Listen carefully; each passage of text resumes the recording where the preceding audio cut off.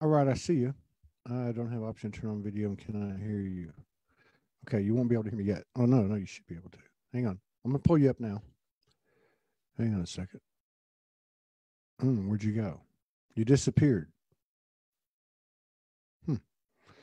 He disappeared. What's going on? We got Benita Cortez. Greetings, and Kiwi, our number one supporter on every show. All right. I don't know where Fernando is. Let me go ahead and um, hook it up.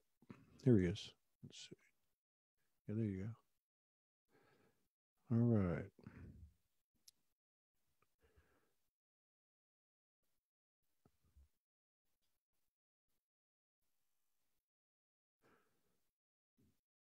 All right. Let's see.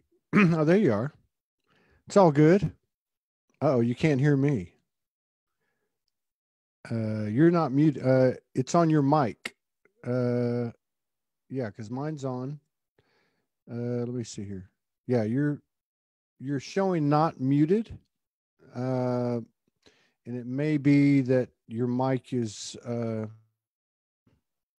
you can't hear me. Okay, hang on a second. Let me write you a note.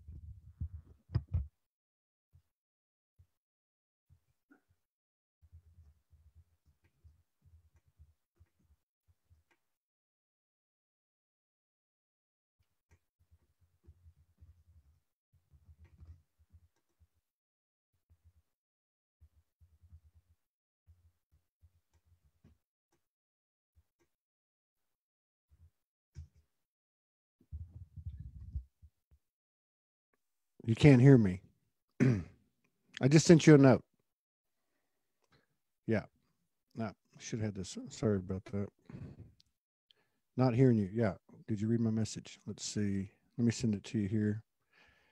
Hang on. Hang on a second. We'll get there. Anytime we have problems, we always have a great show. Fernando. Your mic and speakers attached to another program. Your mic, speakers.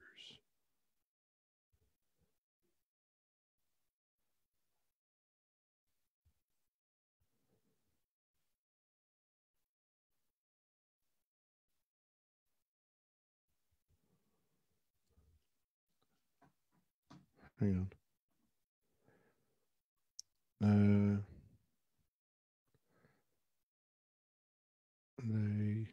Sorry about this, everybody. They are attached to another program. Okay. Okay, let's see if we can figure that out. Oh, you can hear me now. You can hear me, but I still can't hear your mic. So I'm not sure if can you hear me now? Yes, we can hear you now. Okay. You see, this always happens when we're going to have a great show. There's always some type of technical challenge, and then it turns into alchemy, and then we have a magical show. So it's a pleasure to meet you, Fernando.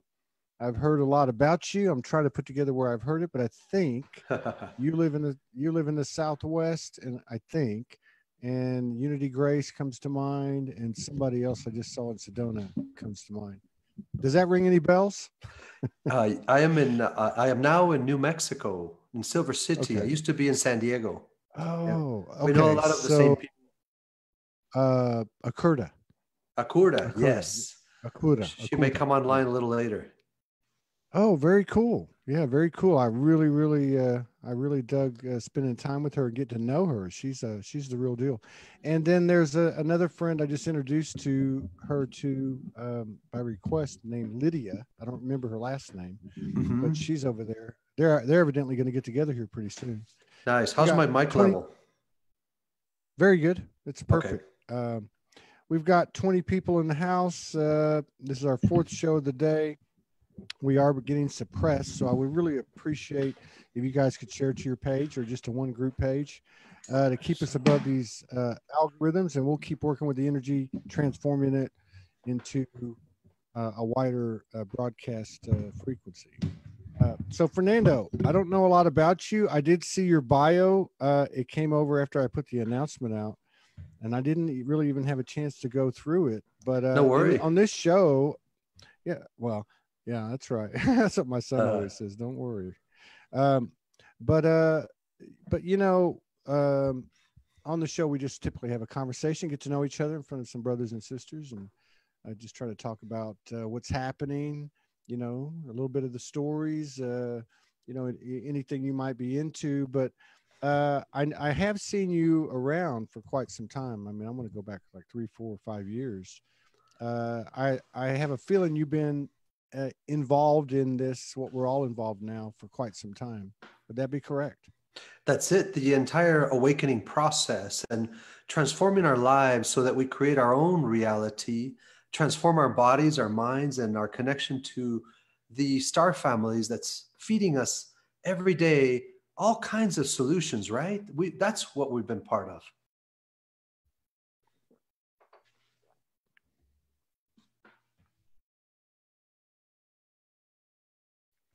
Yeah. You cut out a little bit, but I heard, and that was on my end, but I heard most of that. No, Oh, this okay. is important. I'm tweaking I'm my glad you tech on brought my it up. side too. So in it's all right. We'll make it. So you're saying that, and I've actually posed this question to people a couple of times in the last week or so on this show, because it seems to me, you mentioned Star Family, and it seems to me that although we've come into a greater understanding and engagement of our multidimensional aspects on a personal level, there seems to be, you know, in other words, if you made a pie and the pie was our collective multidimensional aspects in terms of energy, in regard to, in respect to this particular incarnation, there seems to be a big piece of that pie is galactic and star family oriented. Almost like, to me, it seems like it's like the nearest memory or the nearest kindred. I don't know how to put it. Do you have any perspective on that, and what the connection is between the star family and what we're doing here? Yes, we have definitions of what it is like to encounter off-world experiences. You know, close encounters of the first kind, second kind, whether you see something in the air, whether you experience something as a ship or you actually go inside craft. Well, those of us who've had multi-dimensional experience, which includes having observation of phenomena, not only in the sky, but also in our lives. And then as our consciousness start expanding, so does the bandwidth of us being able to receive a larger version of that communication. This includes in dreams, in visions, a much more sensitive idea of intuitive access to the quantum world. And then how about technology that is being fed to us from different points of view? At some point, we become multidimensional quantum beings, accessing the future and the past equally, conversing with the earth and the energy levels here on earth, the magnetism, the light, the sound, the geometry, the plasma, earth, fire, air, water. That's one level. But then how about the idea that we have access to our entire Akashic inheritance of our ancestors, all the way to before there was a humanity here on Earth? And then we tune into the frequency that other planets have gone through this before. Other planets have gone through their awakening and liberation, to the point where we notice that there are beings such as Pleiadians, Arcturians, Syrians, and far away as Andromeda and beyond. So all of that is a conversation with our genetics, right? And I'm sure Akurda would have a lot to add to that. Yeah, I totally, yeah. So how about expanding Well, that definition of family, star genetics? I agree. That's where I was going with it. Yeah. So I wanted to just jump right in, right? No, I'm with you. You know, I mean, if you know, it's people that follow SoulogySpeaks shows know that my wife and I have been very open about our multidimensional experiences together. So this is a great lead-in for the question and what you bring up, the broadening of what star family is. So if you look at these two individuals, I'm only speaking because of I can bank on it, and Yeah. because I was there, but it has nothing to do with this. It's just an example. So you're talking about a couple that's seen dragons in our room. Star family look to be humanoid beings, translucently appear in the room. Uh, I know if I go back 8 years ago, 8 years ago, when I first woke up, and I did a lot of walking in nature, there was a lot of animal experiences. Those were the first things. But so it seems to be getting broader and broader and wider. Are the, are the, for instance, the dragons, are they part of a star, are the star family? I think when I think of the galactic, I think of this layer, and I'm not saying I'm right at all, but they just seem to be really close to us. And some of this other stuff that seems to come in, at least on a personal level, seems to be like beyond it. And I say beyond it, like a higher dimension or higher awareness or that type of thing. Does any of that resonate? Of course. And you know, I was born in the year of the dragon, and that's the one mystical sign in the Chinese zodiac. I see these as a type of energetic archetype, the analog physical representation of something that exists throughout all life. So, just as we talk about people who like cats and those who are in contact with feline beings from other dimensions, the same with dragons, and that. And I make a distinction between dragons and reptilian energy. To me, dragons are a mystical extension of elemental energy here on Earth. There's a historical footprint here that was around way before the dinosaurs. And the feathered serpent, the flying dragons, is a common uh, mythos, pathos in all civilizations. The Egyptians had feathered serpents, so did the Mayans and the Aztecs and the Chinese and so forth. So the first question to ask is, where is this coming from? Where are we interacting with the energetics of dragon energy, dragon medicine, right? This to me is quantum, meaning it's not necessarily here on Earth and out there, because when you go inside, that dragon reality is you. We are the expression of dragons on Earth that look like humans. How's that Yeah. sound? Yeah. So I like to. Yeah, I get that. Well, yeah, It's I coming want to from all go into directions. some stuff that you put up. Put when you put up the announcement for the show. I want to go back to that in a Okay. second. But yeah, I agree with what you're saying, and so much of the journey was about letting go of traumas and letting go of all this stuff that was in the past, and then we started to get this information coming in, and it's like we couldn't get too attached to that. But now with this materialization and more palpable presence of these energies that we might have seen outside of ourselves, I just it feels like to me that everything I'm looking at is me. Even if it comes in as an apparition, it's me. It's got a message for me, and it's somehow or another in that within without thing. Everything that we're experiencing is inside of ourselves. I don't know. Can you connect any dots there before I ask you about conscious regeneration, healing codex, and biofuturism? There you go. Now you're talking dirty. You know, when I was 8 years old, I relocated from Mexico. I was born in Guadalajara, not speaking any English at the time, and went to Anchorage, Alaska. My father got a job in the Alaska pipeline. So right there was a shift of consciousness in my life. And I had an experience when I was there early on where I had to walk home at night in the snow during Christmas time. And I was almost frozen to death as a little boy, not well equipped, as a Mexican who first arrived in Alaska. And that was my first awakening experience where I was taken from my body. And I wouldn't say taken like against my will. This voice and this light surrounded me and communicated to me without words, we are you. We know who you are. We're going to remind you who you are. So I was able to go outside of the earth in orbit. I remember even passing some satellites on this journey away in towards the sun. because I was guided that the sun is a portal of sorts, like an airport of consciousness, where comets go in, planets go in, and craft, biospheres, and human bodies can traverse through that stargate to another part of creation. So I was taken to the center of the Milky Way and shown where stars are born and what we call the black hole, which is actually a white hole and a black hole pulsing.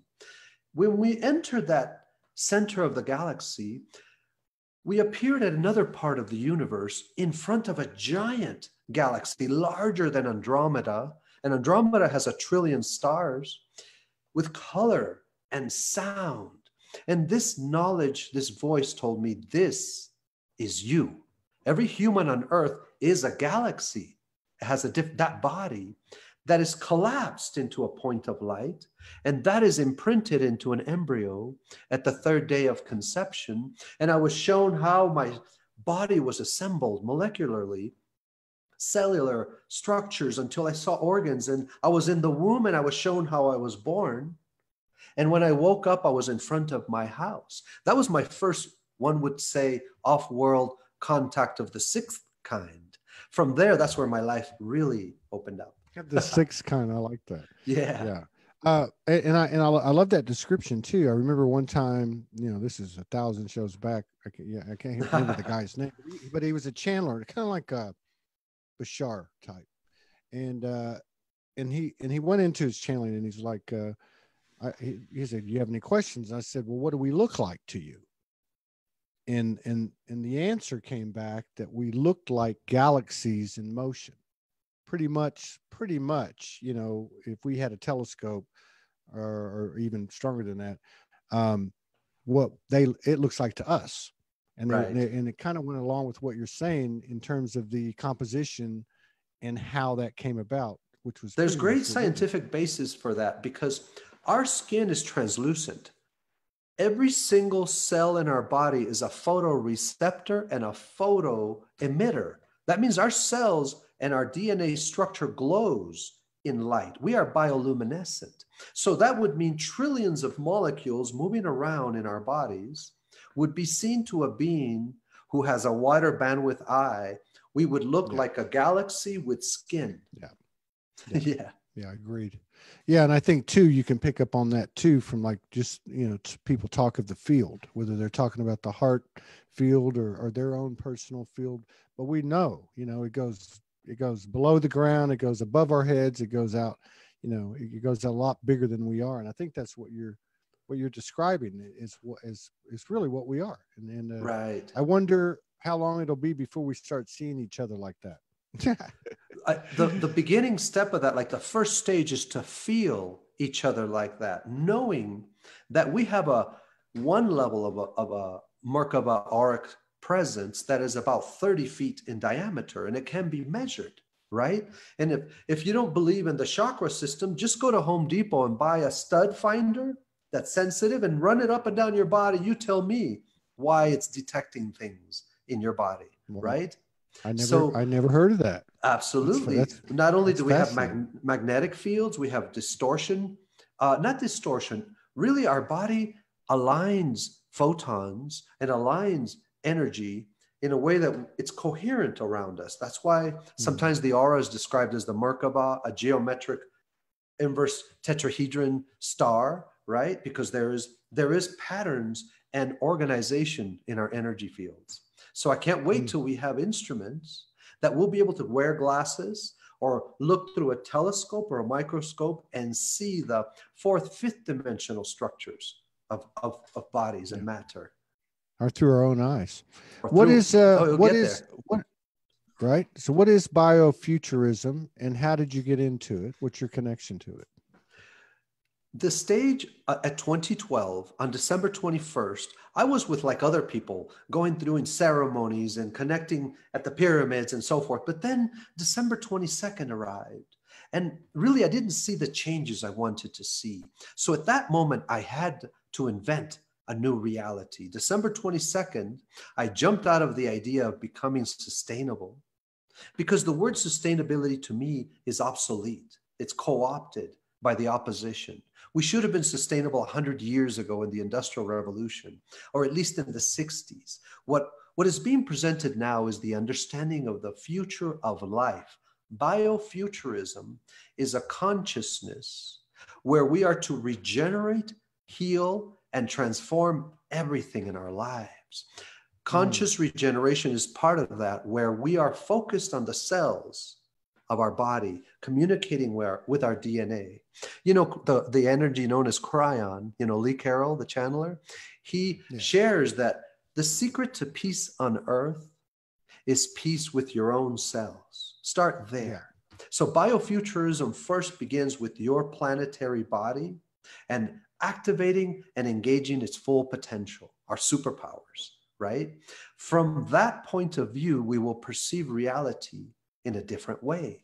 That's when we start modulating and working with electricity and sound and magnetism as conscious beings who are communicating with us. You know that electricity in the wall running around your circuits? That is weaponized. It doesn't want to do that. Electricity does not want to run your toaster. It wants to heal your body. So that's biofuturism is the new, a kind of an approach to being a futurist, focused on the transformation of all life. Yeah, we almost we talk about pulling in higher dimensional information or code or whatever and anchoring it and embodying it. And it sounds to me like biofuturism is more of, for lack of a better way to describe it, along the linear, more on the horizontal plane. So where you're reaching into the future and you're embodying it in the present. It's having that conversation with your future self a million years from now, even further, and engaging your ancestral knowledge, activating whatever it is that we call star family, whatever we feel is off-world energy helping us, ascended masters or whatever.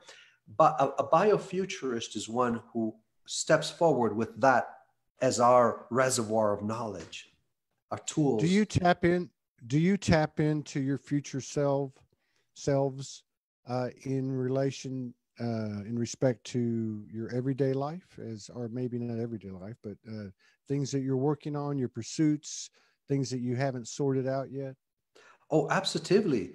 That scenario that I shared about my boyhood awakening at 8 years old, from then on, I was completely connected to a source of wisdom that engages my brain, but it also opens up the idea that there is technology that is natural, intelligence, organic, not artificial, the kind that is about control. That first little platform I just mentioned means that the true technology, that what I consider the physics of this reality, is about love and compassion as a force, as an energy, and it has rules and laws to it, right? That are, the analog world contains the digital world. The natural environment contains the artificial environment. And I'll tell you, Todd, most people right now don't know the difference between artificial intelligence and natural intelligence, analog energy versus synthetic energy. We are so used to virtual reality implants in our life, that little window we're always staring at all day, that we forget that the sun is here to heal you and activate you, that the earth right now has a lot more information than any internet, any database could ever provide. So how's that for an opener? I like that. I'll go with you on that. If I look at natural intelligence, that's a non-controlled, uncontrolled, uninhibited, energetic pattern or creation or manifestation. And then the AI would be controlled to me, just like you talked about the electricity, the cybernetics. Yeah. So you have an energy that is controlled, and thereby it's going to be inclined to hold that matrix, or however you want to put it. So I get what you're saying. And I wonder too, because I look at it this way, when I deal with AI on a personal level, as I have before, I don't really have to do it anymore. I look at it and think, okay, well, wait a minute. how can anything be different? So even if the moon is AI by human definitions, it's still created by the same God substance. So it means I can still communicate with it and work my magic or whatever the case is. So it's an I interesting think it subject to me depends because I what think that instruments you want to work with. Natural intelligence, the analog world, like a rainbow or an emotion or heat and cold light, are infinite bandwidth, infinite processing speed. It has direct contact with the quantum, which is multidimensional. Artificial intelligence, and I worked for Microsoft, I worked for Sony Advanced Systems, and I was in black projects developing software for the B 2 bomber. I used to work in aerospace. So that artificial intelligence, no matter how sophisticated it is, no matter how nanotechnology, doesn't quite go into the level of consciousness for benevolence. And a simple idea is you go to a bank, you need help, people can't help you because they don't know where your money is, and it's ruled by software. Most people don't know their lives are run by software. mm-hmm. Not the manager. They don't have overriding principles over software. So we are enslaved by AI because of its limited viewpoint. And it doesn't care about you, by the way. Natural intelligence loves you. That's in, that's that's interesting. I find Yeah. that interesting. I don't resonate with it. I am God. I mean, I don't know. I'm not pushing an opinion or anything. I'm just having a conversation. But if I look at, what I liked about one of the things I really liked about what you said was that in the container of this exists this, and I forget what the first two steps of that were. But then you said within the container of this natural environment, basically there is an AI environment. It's almost like a film put with underneath the other one, and we're beneath both, right? And so I don't know. I look at the AI and I think to myself, how can anything not be God's substance? Number one. Number two, how do I know that it can't be transformed? And so that's where I would lead my next question to, based on what you said at the beginning, is as we transform ourselves, as you put it, as we transform ourselves, would not that have the same effect on our external to On our include AI? external, and I have a trouble sometimes what we consider internal and external. I'll give you an idea of how sophisticated an AI matrix could be. Imagine how advanced a technology has to be to engage a soul to believe that it is a limited physical body in one human on earth. Mm-hmm. Imagine the soul, the spiritual aspects of who we are put on a virtual reality goggle that puts us present here on the physical earth. How advanced is that you forget who and what you are? It's pretty interesting, no? No, I would go deeper with you. I'd say this is why I don't trust anything with me. If somebody channels something, or transmits or downloads something, how do I know who the hell they're talking to, and how do I know where that's coming from? Oh, All I can rely yes. on is my intuition. But I think that's a very good point in regard to. But I don't know. I think that I look at, okay, all these people, we're all pulling down this information. We've got an expanded collective consciousness, a higher awareness. We have all this. Now, what do we do with it? What do we do with it? Do we just figure out how to get out of the matrix? Are we magicians? Are we creators? Manifestors, masters, master creators? Are we here to transform? And like you said so eloquently at the beginning, to begin with ourselves, can we affect the external in a direct relationship, whether it's an AI or not? Because at some level, it's all the same substance. It has to be. How can the source, and I could be wrong, but how can the source or God or goddess, or however you want to put it, create something that's not real? I Maybe that's see it part of the as game of virtual reality. one metaphor to consider is that where we were sourced in creation is the womb, the galactic cosmic womb where we are united oneness with our mother. Mother Goddess, whatever you want to see. We had an umbilical cord of spirituality that fed us everything. That state of symbiosis with everything, the state of homeostasis, is the honing beacon calling us back. We will always miss that. We will never attain that here on earth in this planet, but we will approximate that. You know, Rumi has a poem called Love Dogs. And in there, he describes that there are dogs at night, they cry for their master. And that longing that we feel is the secret cup. It is the reply from Creator. So there is no separation in that sense. We just happen to be focused in a time-space continuum that is just a limited fragment of the whole, but we will always miss the whole. So Exactly. here on earth, we get to play with that longing and desire. I agree. And I love that word. That's a good word for it. And maybe that's part of what's happening is as we start to really step into our true nature and expand our skills and abilities and our awareness, this thing starts to get lighter and lighter and lighter, less serious, and the illusions slip away based on the internal transformations that take place within each and every one of us, because no one's going to do it for us.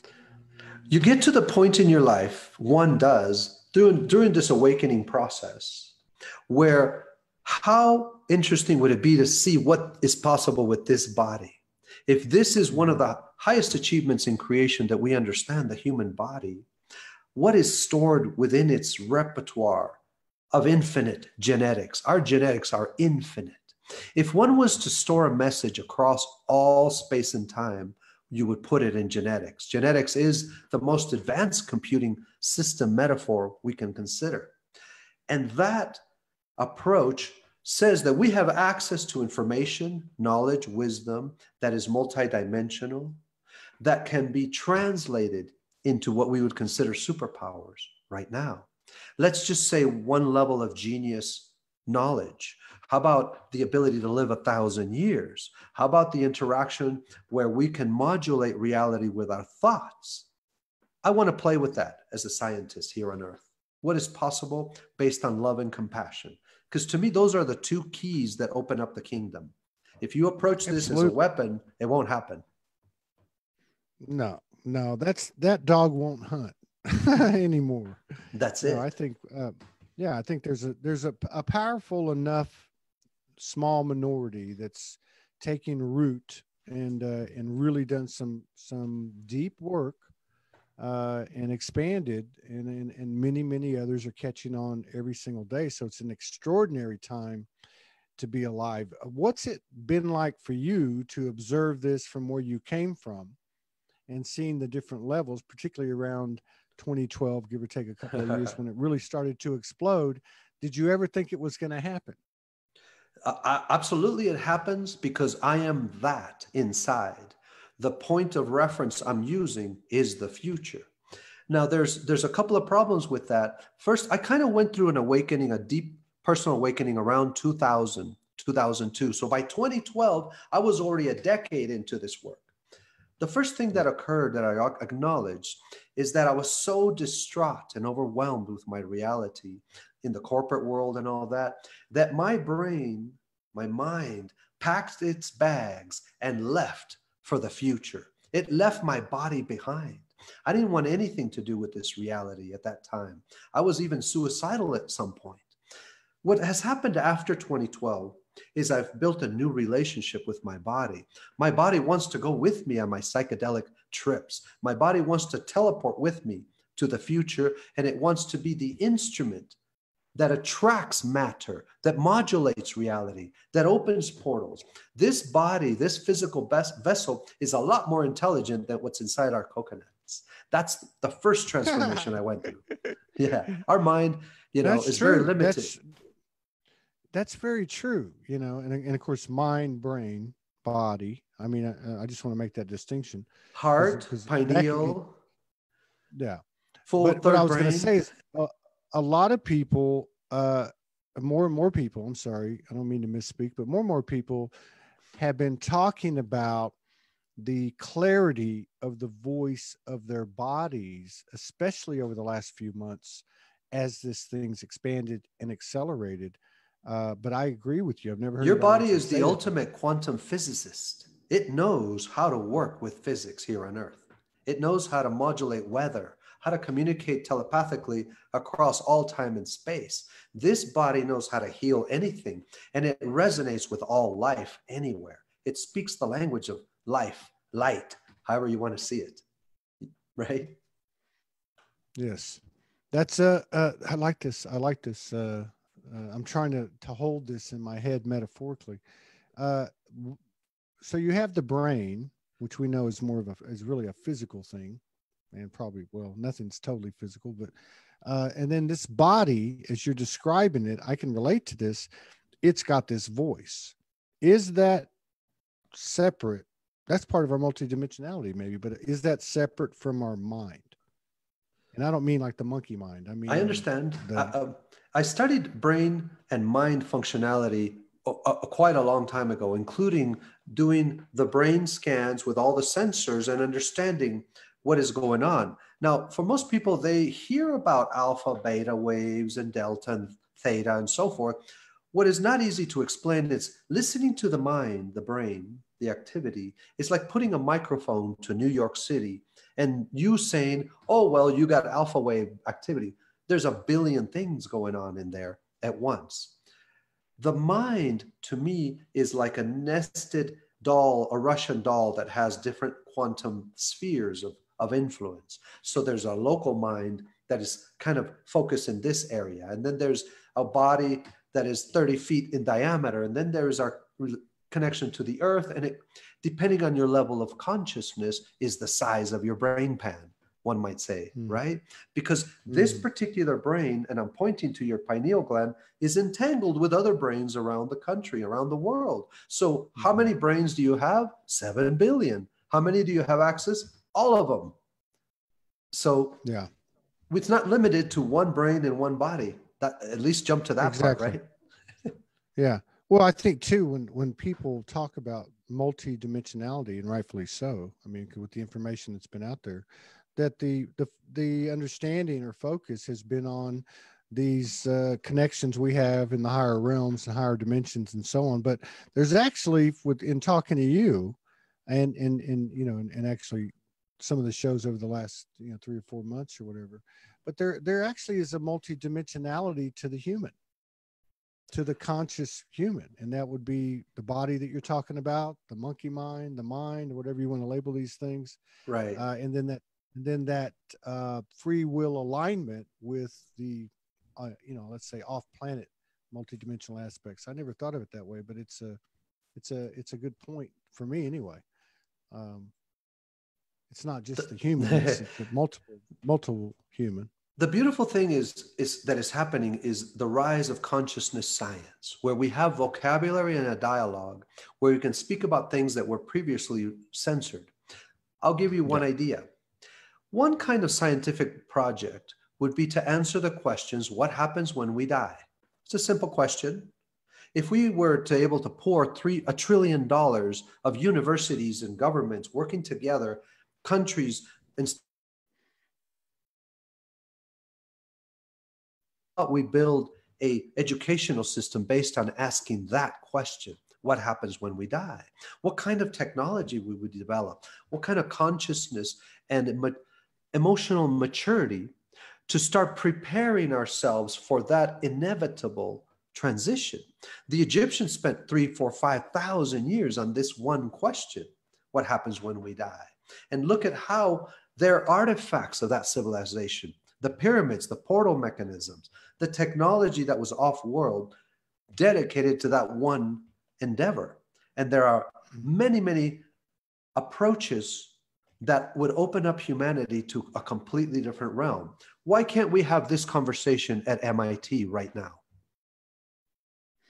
Or is this so much of an inside job that okay, let me just paint a picture. Let's just Yeah. say that whatever however you want to put it, the powerless powers that be, the controller, whatever. How do we know the rules, the game hasn't remained the same? How do we know? How do we know that that there are white hats in the government? How do we know the QAnon thing? How do we know the stuff that's coming out in the mainstream media is not a staged propaganda to move us, as it's happened for thousands and thousands of years? So having said that, and the fact that most all school of thought say this is an inside job, can we or can we not change this collective experience more effectively through the internal work, inner work, shadow work, expansion of ourselves versus the social changes of boycotting and protesting, marching, that type of thing? What do you think? I love that approach. At my very core, I'm an artivist. This is an artist who is an activist. I combine those two, and that's where my technology and my designs, everything is a complete deconstruction of what I was shown ahead of time. Any physics, any religious, any kind of system I was exposed to, I deconstruct it and explore what's outside of it first. And from that point of view, what if I never learned Newtonian physics? What if I didn't ever was exposed to Einstein? How would I learn the functionings of the physics of light and dark, heat and cold, magnetism, the cycles of the earth? So the first approach for me is to return to full innocence. I really don't know anything. As a matter of fact, I don't want to know anything from before. The second part is create your own physics. Design it like you wish it was. The first approach I take is, how would I like it to be? How would I like the sun to be really? The sun is my co-creator. Everything in my body, the iron in my blood, the calcium in my bones, was created in a supernova event inside a star. This means that I am directly connected to that celestial object intimately. I am its sibling. Work with that. When I look at the moon, I treat the moon like a lens, reflecting the sunlight to my eyes, like a fiber optic signal. So I stare into the moon and talk to the sun directly. This is a shift in how I see physics. I have denounced Newtonian physics, the mechanical world, and went right into the world I'm inventing. That's the funnest way to do it, right? I made up my own science. You're the second person that said funnest on this show today. I always get in trouble for saying that. Hey, the funnest. Now, can we tap into whatever energetic field we want, regardless of dimension? And of course, we've got to be aware of it or whatever. But can we tap into, for instance, can I tap into, I don't know, let's just say the history of Newtonian science? Okay. Can I tap into that in my own solitude and with my own forthrightfulness, and make a connection and pull the energy down, pull the information down, and in addition to any other subject? Can I, or what's your opinion on that? One of the Buddhist approaches to that is, who's asking the question? Who is the I? When you say, can I am magnetism. I am light. I am gravity. I'm only experiencing myself. It is not an external thing I got to study over here. Now, knowing that I am magnetism, how would I like to behave from now on? So I'm going to put up an image here. I'm going to just screen share. This is a design. Let me know when you can see it. Yeah, we can see it. This graphic is called the Healing Codex. This is something I have downloaded over the last year. In one graphic, which is a 12th dimensional sacred geometry design, I represent these different rings with 6 words each, 6 rings of 6 words, 36 terms, that you can turn in your mind from the outside looking in are the absolute elemental components of creation, which is consciousness, earth, fire, water, air, plasma. And I'm not saying this is the complete set. I'm saying these are the ingredients I'm playing in my physical kitchen. The next ring with the colors on it, that rainbow, is the process of awakening, of becoming conscious. And it goes through awaken, activate, intend, harmonize, radiate, if you're following around. And the next ring below that, nested, are the physical forces: magnetism, light, electricity, sound. And as you move closer in, you see the healing modalities: touch, like massage and body work; botanical, like herbology and food; and establishing coherence is a healing modality; and motion, like dance and movement. And then there are more there, but as we get closer, the next ring, the purplish one, is the scale that we're working at: a galactic scale, or a solar star scale, or a planetary Gaia, or a human body, down to the cell, down to DNA, and even to atomic structure. And then that 12-sided green star that you see contains the Godhead, the source, the components of creation, which are love and wisdom, your mission on earth, or your presence, or the union. They kind of bounce back and forth. And there's smaller ones like the divine feminine and masculine, the process of alchemy through frequency, establishing abundance and harmony. So this is the healing codex as a mechanism, a stargate that you can dial different combinations to generate different forms of reality. How does this feel, Todd, when you first see it? It's very attractive. Yeah. Of course, my curious mind immediately, I'm looking at the different geometric shapes within it and all the coloring. And but what I was going to say is, how do you utilize it? How do you put it into action? I'm showing the basic geometry of that healing codex. It's a 12-sided star that has 6 major points and 6 minor points. And then it has 12 circles, 6 major circles, and 6 minor ones. That makes up that molecule.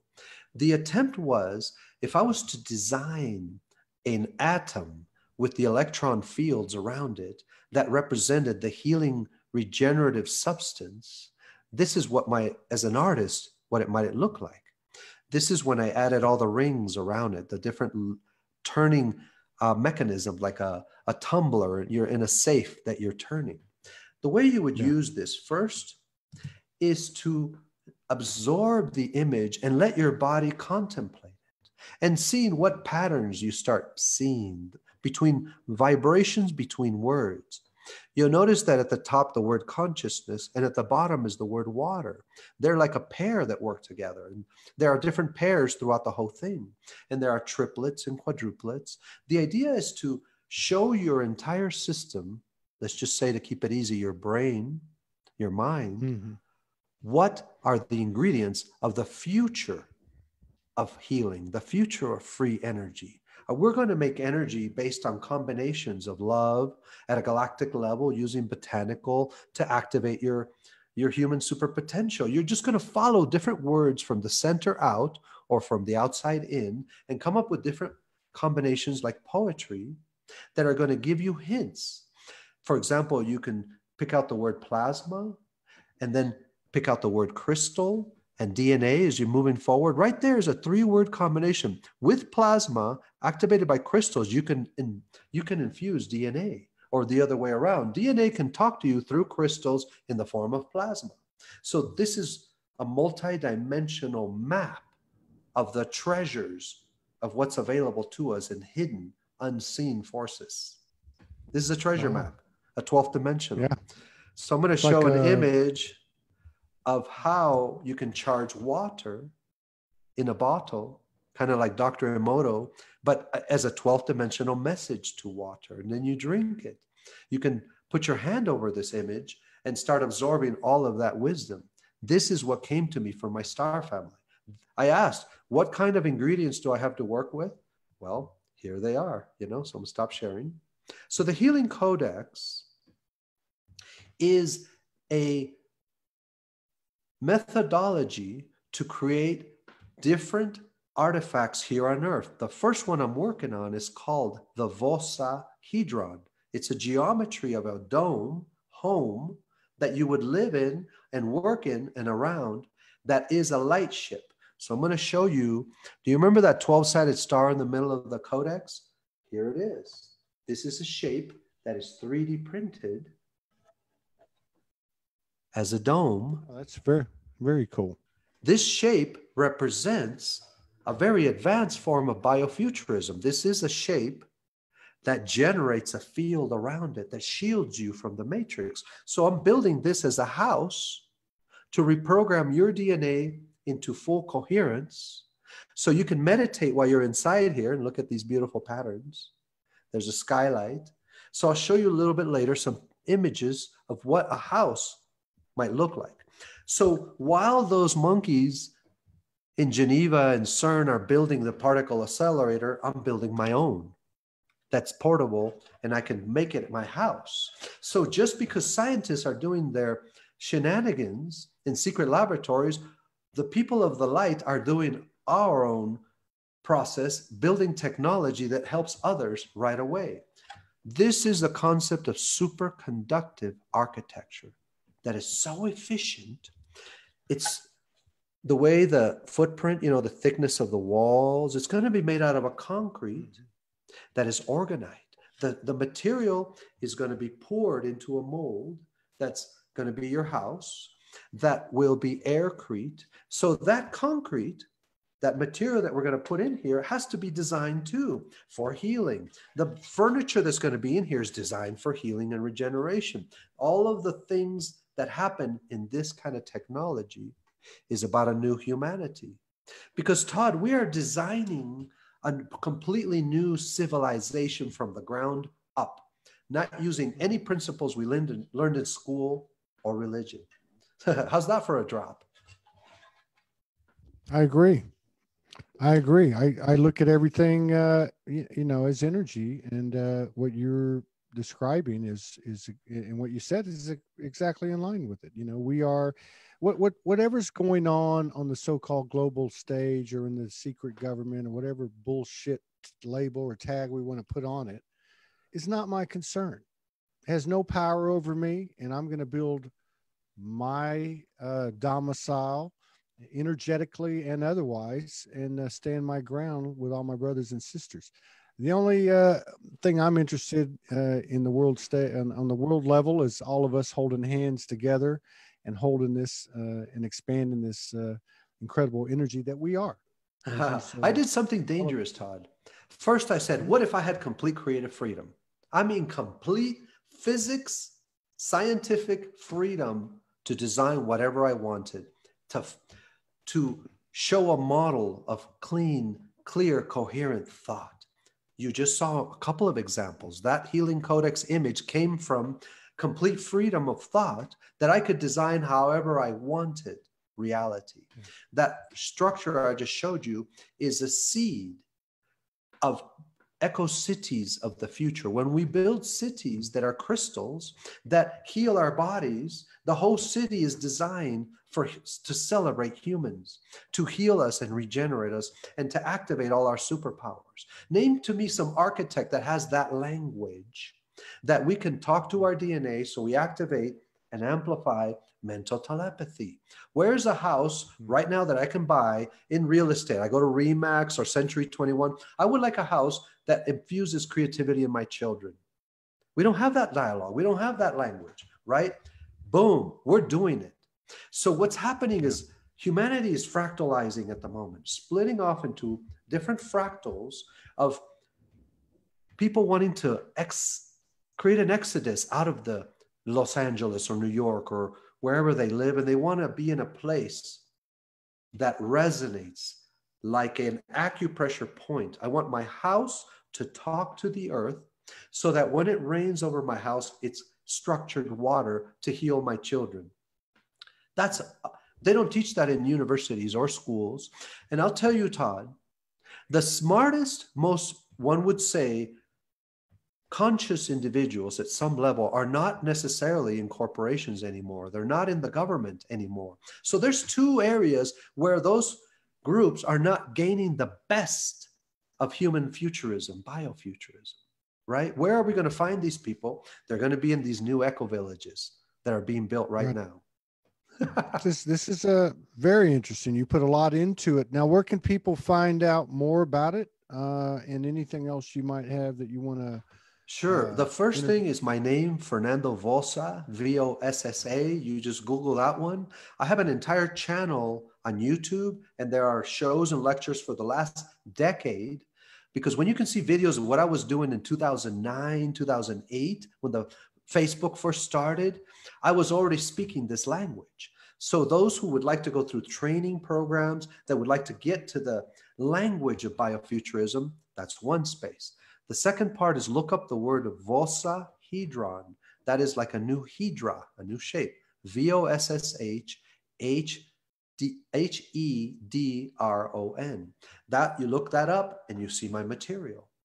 The approach right now is I'm building a new team, and I've done this in 12 different countries. We've done experiments around the world of energy, healing, technology. So everything I'm talking about, I've prototyped and built as something you can grab and touch.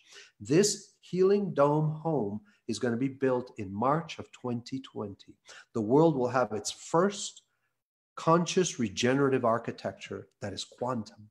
How's that? Yeah. Where are you going to do that? Right now, New Mexico is our landing spot for this light ship. I looked all up and down California. I tried hard, Todd, to find a place in California. 100 different communities I researched. I'm talking about all the way to Mount Shasta. I looked at all these different places that people told me it's hostile territory right now, California. New Mexico is one of those areas that I found a little bit of more support, put it that way. Yeah.